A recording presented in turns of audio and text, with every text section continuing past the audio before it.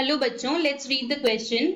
Some of the square of the intercept on the coordinate axis. So इस question में हमें दो columns दिए हैं. फर्स्ट कॉलम में इक्वेशन है, सेकंड में कुछ वैल्यूज दी हैं. तो हमें बताना है कि जो इंटरसेप्ट्स होंगे उनके स्क्वायर का सम क्या होगा. सो की concept in this question is intercept form.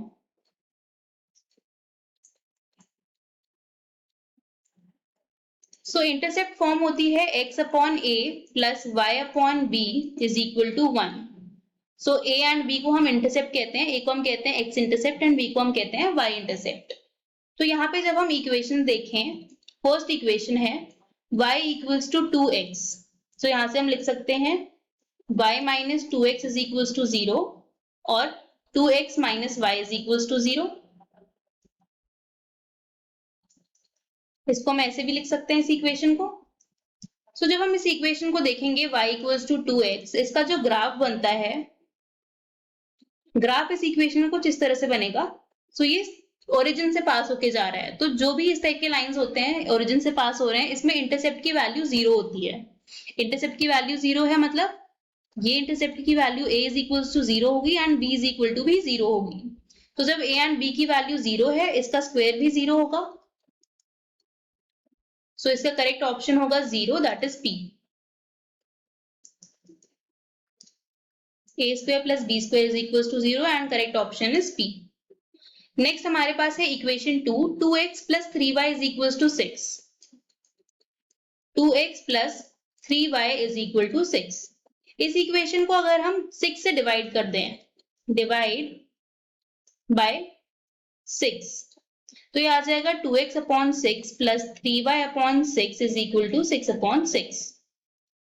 1 upon 3x लिख सकते हैं हम इसको, एंड यहाँ होगा plus y upon 2 is equal to 1. So on comparing,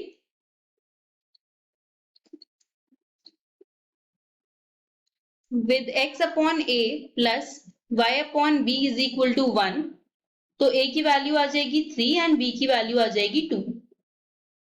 so a square plus b square हो जाएगा 9 plus 4 that is equal to 13. So जो करेक्ट ऑप्शन होगा दैट विल बी r.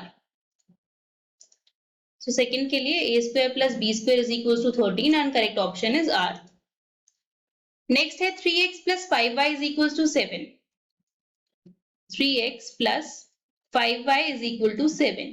अगर हम 7 से डिवाइड कर दें, 3x upon 7 plus 5y upon 7 is equal to 7 upon 7. इसको हम लिख सकते हैं x upon 7 upon 3 plus 5 upon और y अपॉन 7 अपॉन 5, क्योंकि सेम ही चीज है, इज इक्वल टू 1. सो यहाँ से a is equal to 7 upon 3, b is equal to 7 upon 5. तो इसका मतलब है a square plus b square जो होगा that will be equal to 49 upon 9 plus 49 upon 25. So a square plus b square की जो वैल्यू आएगी that will be 1666 upon 225 and the correct option will be option Q.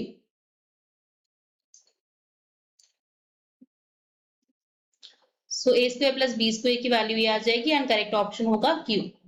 Now last equation हमारे पास है 3x plus 2y is equal to 6. 3x plus 2y is equal to 6. अगर हम इसको divide करेंगे 6 से, तो 3x upon 6 plus 2y upon 6 is equal to 6 upon 6. तो ये आ जाएगा x upon 2 plus y upon 3 is equal to 1. So a is equal to 2 and b is equal to 3. It implies that a square plus b square will be equal to 4 plus 9 that is equal to 13. So जो value आएगी a square plus b square की वो आ जाएगी 13 and जो correct option होगा 13 that is r. So D equation के लिए ये वैल्यू आ जाएगी and correct option is r.